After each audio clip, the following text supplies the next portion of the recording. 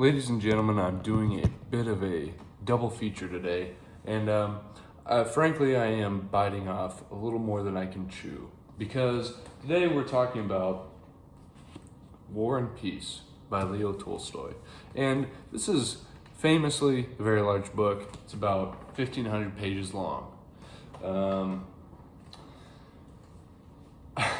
It's been a while since I've read it, and because of the length, there are certainly a lot of things that I'm going to miss about it. Plus, it's been a while since I've read the book. But in order to fully cover this book, I would have to have a video proportionate to the 1,500 pages. However, I'm trying to keep these videos around 30 minutes or under. Okay, that being said, we might go over. We'll see. But War and Peace is Leo Tolstoy's, some may consider his magnum opus, not counting Anna Karenina, or Karenina, however you want to pronounce it. I haven't finished Anna Karenina because I got about 3/4 of the way through the novel, and Dostoevsky was calling me.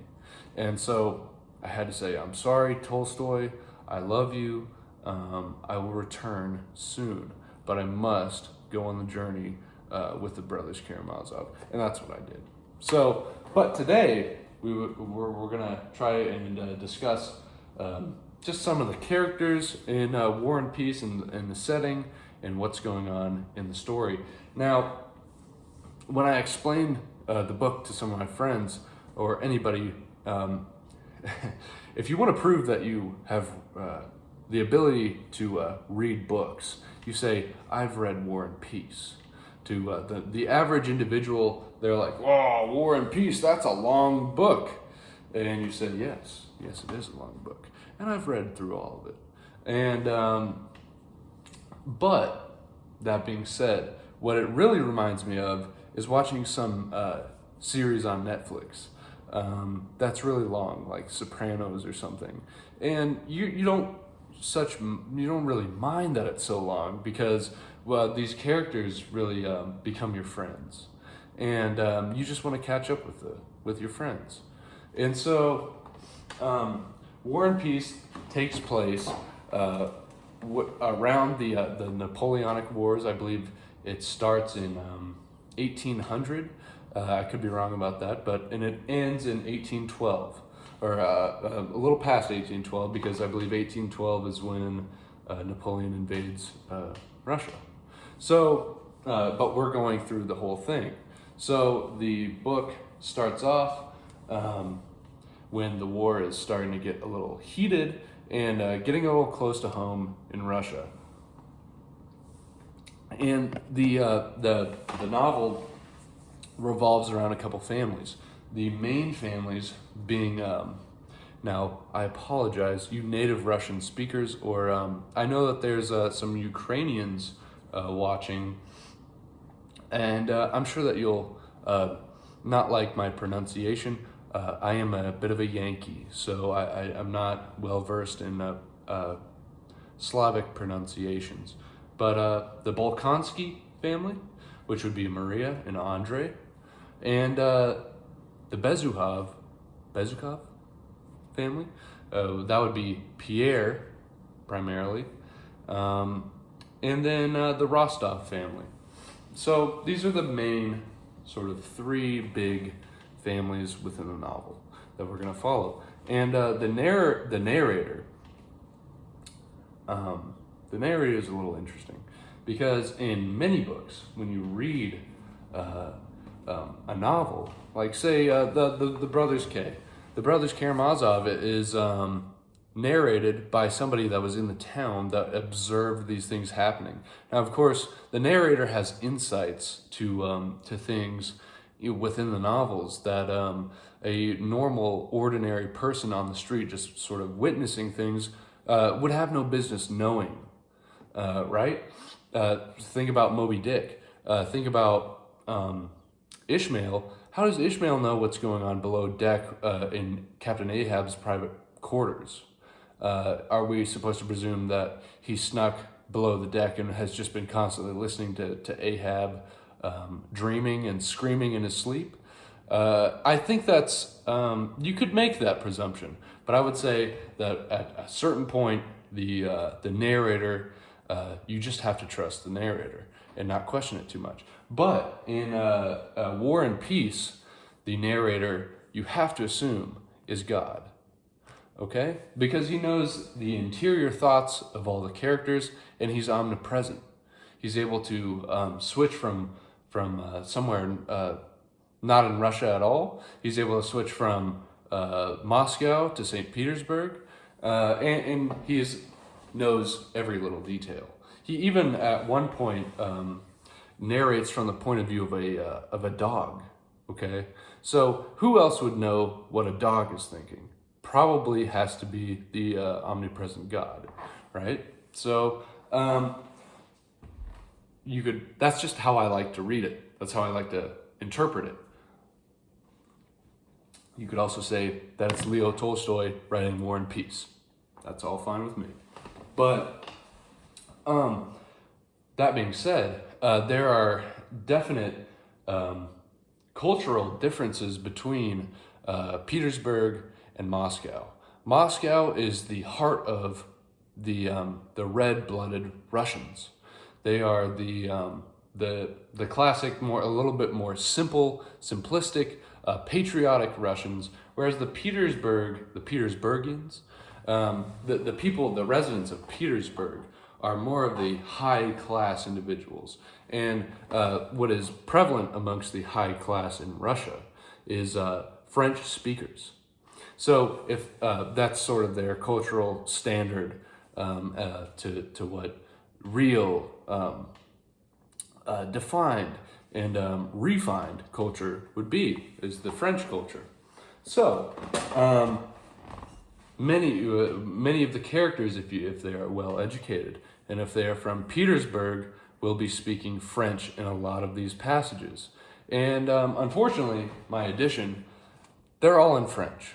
So whenever I read this book, which was typically before bed or really any time in the day, but as modern individuals, we all have our phones on us. So I used Google Translate the entire time. There's a lot of translating that went on through this book, but it's a part of engaging with the book. You might get a little burnt out of typing in a long sentences in French into your phone, but it is well worth your time, and you should, if you want to engage with the story and with the characters, you should translate the book. Or learn French.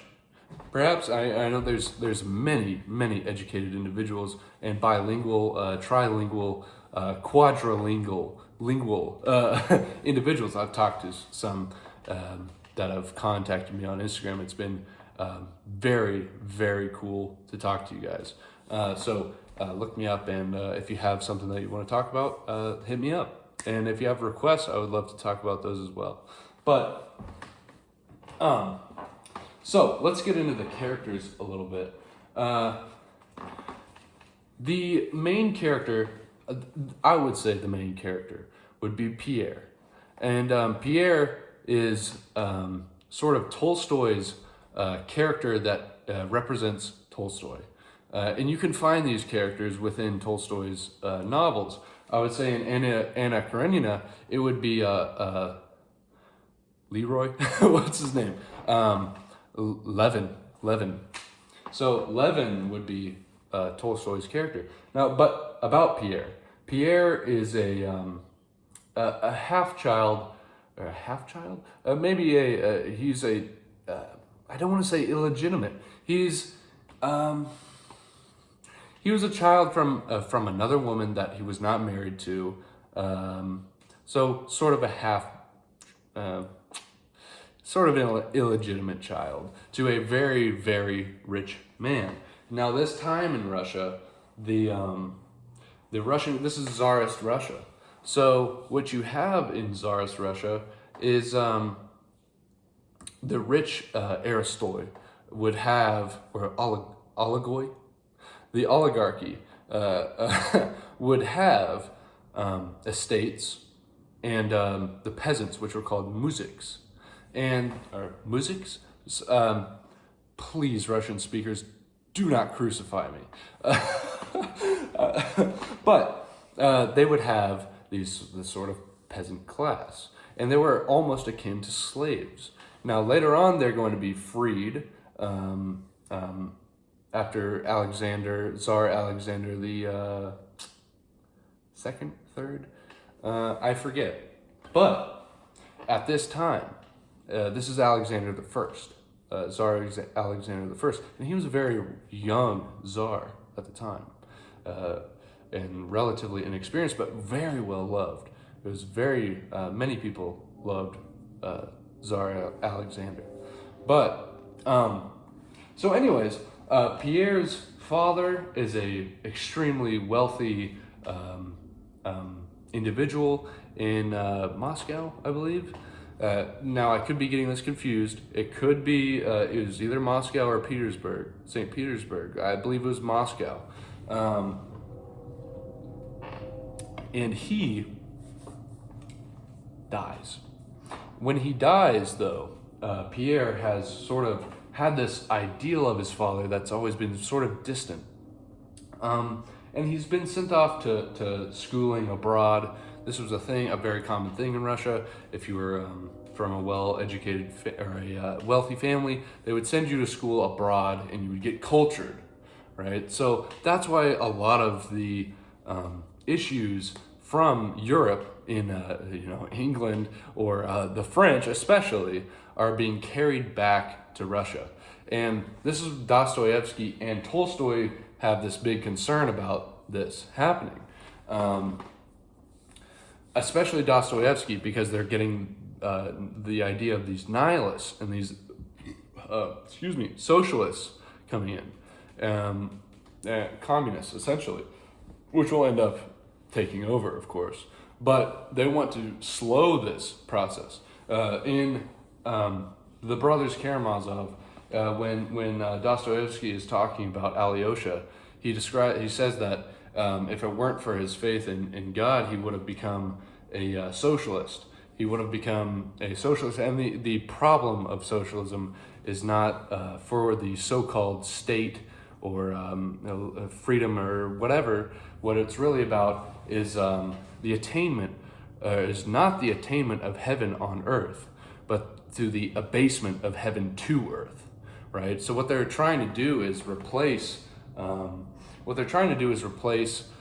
God and bring heaven on earth without God, right? Which, of course, is a completely hopeless ideal. So, but that's what that's what any utopian system of government, what it is it's Christianity relabeled without Jesus or God. That's my opinion. And that's Dostoevsky's opinion too. But that was a bit of a rabbit hole. Anyhow, Pierre ends up getting legitimized by his father, and there's a black cat out there. He's a very nice looking fella. You see him? Very nice cat. I have a very scatterbrain. So he inherits this wealth from his father. He's legitimized by his father. And this, at this point in Pierre's life, he's a very young man, and he's sort of a Hamlet type. Or you could also say sort of a young man in the 21st century type. Okay, a classic overthinker. He's very smart, but he has a tendency to overthink things. And he's not sure where he is, what his position in life is, and what he wants to do. At a certain point, he joins the Freemasons and thinks that that's what his life is about. At another point, he thinks that he's going to assassinate Napoleon towards the end of the book. So Moscow gets burnt at the end of the book, right? If you know anything about the Napoleonic Wars, when Napoleon invades, gets to Moscow, which They go through an insane battle beforehand, lose a ton of forces, and but they finally make it to Moscow, and fires start happening. Now, Tolstoy is very explicit about explaining Tolstoy's view on this is not from either side of the story. In other words, it's not from the side of Napoleon's forces saying that, well, they came in and the pesky Russians or whatever burnt the city for some like whatever, because they were stupid, or I can't remember what the side of Napoleon, what the Napoleonic historians from the French would have written about this. But what it also is not the Russian patriotic version of the story either, which would be that, well, we knew that the Russians were invading and that we had to stop their supply lines, and so we knew what to do. We knew we had to burn the city. No, what Tolstoy says is that when a vast amount of people leave a city and you have a city that is primarily built from wood, and you get soldiers camping out, at a certain point, houses just burn when they are not attended to. So he has a very realistic expectation, a very realistic interpretation of events, and he's not sold out to any one side of history. In fact, in the very end of the book, he's going to talk about how the world is essentially a determinate reality, and that it's not any one sort of great man theory of history. What it is it could be anybody. It could be not Napoleon. It could be some other person and some other circumstance. But what led up to the circumstance, what all of the necessary individual stratum that provided for the circumstance is what makes things happen, not any great man. So this is a very historical critique as well as a amazing novel. But I've hardly gotten into the story at all. Let's introduce some more characters. So the Balconsky family. There are two children, Maria and Andrei. Andrei is another one of our main male figures within the novel. He is a soldier within these wars, and he becomes quite an accomplished soldier. He fights in wars outside of Russia before they invade Russia, and is injured at a certain point, and actually he is wounded on the battlefield and sees Napoleon himself in the battle, which is kind of cool. But he's a sort of jaded person in some ways, where he sort of loses his taste with people and the meaning of life in certain ways. But when he's wounded on the battlefield and he's looking up at the clouds in the sky, and he realizes how small he is and how small he sort of gets a sense of proportion of his life, and that's when he's wounded at the Battle of Atridino.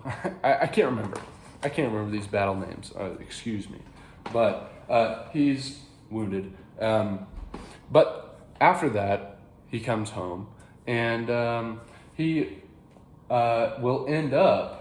I should mention he has a wife, and a very nice, very beautiful soul of a wife, and she ends up dying in childbirth, sadly. But he has a son. But his sister, Maria, she is an interesting character. She's very religious. She and is very devout, and she lives with their father. I'm just going to call him, because I can't remember his name specifically. We're going to call him the Elder Balconsky. So the Elder Balconsky, he reminds me of Schopenhauer. Okay, he's a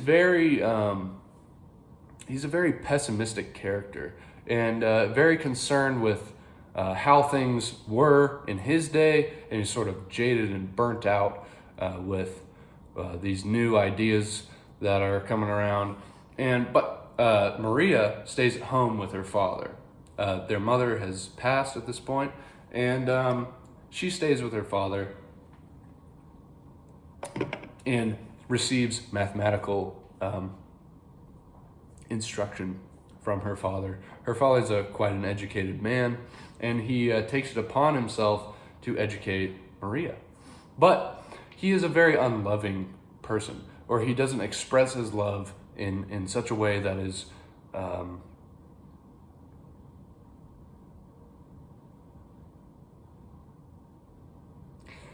do I say this? He does love his children. He loves his son. He loves his daughter. But he is horrible at expressing that love. And he is constantly scolding Maria for her sort of religiosity, and for her, if she doesn't understand her math assignment, he will scold her and call her a stupid idiot. And Maria is quite a sensitive girl, and quite a lovely girl, but she is very devout Christian, and she prays for her father. Let's get into the Rostov family. So the Rostovs are also a very interesting family. They're a very lively family. These people are from Moscow, and they are sort of the patriotic Russians. And so there's a couple characters. There's the father and the mother, which I can't remember their names, of course. But there is Nikolai. He is the oldest son, and there is Natasha. She is the I believe the oldest daughter, and then there's Petya, and he's the youngest son. Now Natasha. When I was reading this book, I think that I fell in love with Natasha. She is such a beautiful, remember in Dante when he talks about the divine feminine? Natasha is a real girl. She, there's just this sort of childlike wonder to the world, and she's just so beautiful and so feminine, and sort of naive, but I don't know how to explain this. She's an amazing character. And then Nikolai, he's sort of a rambunctious young guy. He ends up joining the army and joins the dragoons. What would be the Russian version of the dragoons? Around here in America, the dragoons are essentially the cavalry. The dragoons around here, though, would carry pistols, very large pistols, at least in the 1850s when Samuel Colt developed his revolver. But what would they be called? I'm blanking on the name, the Hussars. So he becomes a Hussar, and I believe that's what it's called. If I'm wrong, please correct me. Nikolai, he goes to war, especially towards the end of the book, and but he is sort of a simplistic. He's not the smartest guy, but he has lots of thumos, and I like Nikolai. He's a hard ass though. He's hard headed. There's one and sort of naive. There's one part when he goes to war in the beginning of the book, the first third of the book. He is in battle, and he's part of a cavalry charge, because that's what the Hussars would do. They would cross around and flank, and they were on horseback with swords. And you have to think that this is 17th century warfare. They had muzzle-loading black powder rifles with either flintlock rifles or cap and ball rifles. which means that a flintlock has a piece of flint that strikes a piece of metal that creates a spark, and there's a pan with black powder that is in the pan. It's a fine grain black powder that catches fire quite easily and spreads quite easily. And that goes into a breech chamber, which sets off a charge of black powder, which builds up pressure and sends a ball outside of the barrel. But that's how they were running guns back then. And then you have one shot, and it takes a long time to reload because you have to refill the breech, close the breech, fill your powder in, put the ball on the top of your barrel, and you have to take out a rod, ram the rod down a couple times, and then reseat the rod. Then you can cock your rifle, and then you can aim and fire. This takes some time. Believe me, I've done it. One of the luxuries of living in the United States, that you can actually do these things and find out how tough it was back then to engage in warfare. But they have swords and they have horses, so they are mobile and they can flank and they can kill people very effectively. And if you can dodge bullets, and these people were young, they were fast, they were excellent horse riders. And but anyways, Rostov, Nikolai, he takes part in a charge in a heavily wooded area at a certain point, and he ends up getting tripped and knocked off of his horse and falling down and getting knocked out for a certain period of time. But when he wakes up, he's without his horse, without his sword. He does have his pistol, and there's the enemy ahead of him, and the enemy approaches him. And Nikolai is a young man. He has to be like 18 or 19. And these people are coming towards him to kill him. They're about to bayonet charge him because they figure, is it worth expending the charge and the ball to kill this one kid, or is it more worth it to stab him? So they run after Nikolai. And Nikolai doesn't know what to do. He pulls out his pistol, and he throws his pistol at the guy. And just runs. But his inner dialogue is the most interesting part of this, because he says, how could they want to kill me? Everybody loves me. So this is how naive Nikolai is, because he's grown up in a wonderful sort of privileged household where just everybody sort of loves him. But these are the little details that Tolstoy is so good at throwing in, that where it's like, that's so real, because yeah, how could anybody want to hurt me? Everybody seems to love me. So moving on, Petya is the youngest. He doesn't get any play until the end of the book, where sadly, spoiler alert, he is killed when Napoleon invades. He's killed in a random incident within the war. And one of the family friends, Denisovv, who's a funny character as well. He's sort of this burly-haired, like red-haired fellow, and he speaks with a lisp. He's a sort of a funny guy, but he's a grizzled war veteran at this point, and he's tried to take care of Petya, and when he sees Petya killed, there's a very emotional moment when he sees that Petya has been killed, and he describes it as he let out a sort of howl like a wounded animal, and it's very emotional. One of the other characters, Dolohov. Now he's an interesting guy. Dolohov is a bit of a party animal, and he comes from not such a wealthy family, but he finds a way to gain wealth through gambling. He cheats people out of their money.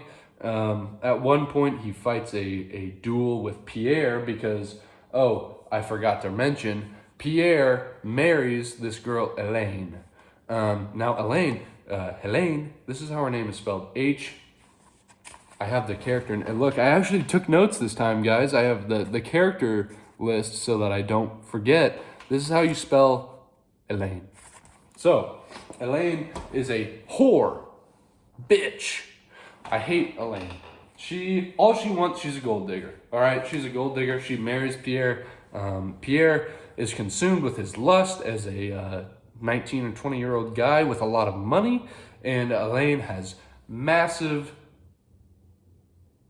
She's well endowed, and he falls in love with her from a single kiss. All right, he knows almost nothing about her personality, and she knows this. She comes from a wealthy, politically connected family, and she needs to get some money, right, from Pierre, and Pierre marries her, but Elaine sleeps around. Presumably, she's constantly having people over, other men, and hanging out with these other men. And Pierre knows it. And at one point, the guy almost snaps. He almost kills her with a marble, like a bust. They call it a bust. It's a like you guys know what a bust is, right? So he almost kills her with a bust, and whoosh, he misses. He doesn't kill her. But at that point, Pierre is like, he's at the end. Look, the devil shivers when a nice guy loses his temper. And Pierre is a nice guy, and he lost his temper. He almost killed Elaine. But besides the point, Elaine was hanging out with Dolohov, and Dolohov is quite a bad boy. And Pierre ends up challenging Dolohov to a duel at a certain point, and actually lands a hit on Dolohov. Now Dolohov, who's this sort of hardcore guy, he's Johnny Badass basically. He gets hit, and he thinks he's gonna die. And now, when you do duels back in the day, you have a partner. You have a what would you call it? I can't remember. But you have a representative. So you have a representative from each side. They meet, they talk, they load the pistols, they give the pistols to the duelists, and they fire. But when Dolohov is being carried away by his partner, he says to his partner, "Don't tell my mom." Which is a little look into Dolohov's, he's this hard-ass guy, but he has a soft spot for his mama. But Dolohov is a very interesting character. He goes through a lot of war experience. He goes off somewhere in the Middle East, I believe, and he carries home lots of Persian rugs, which I am also a fan of Persian rugs. So he is an interesting guy. At one point, they plot to steal a bride for Dolohov's friend. I forget his name. One of Dolohov's friends seduces Natasha, and Natasha has fallen in love for the first time with this sort of deadbeat rake. Okay, he's a rich boy who just wants to sleep around, and Natasha comes from a decent family, and her whole family is against this arrangement, but the plan is to steal her off and for them to elope abroad. Well, this plan doesn't end up working out, but that's an interesting story as well. I'm not going to get too far into that.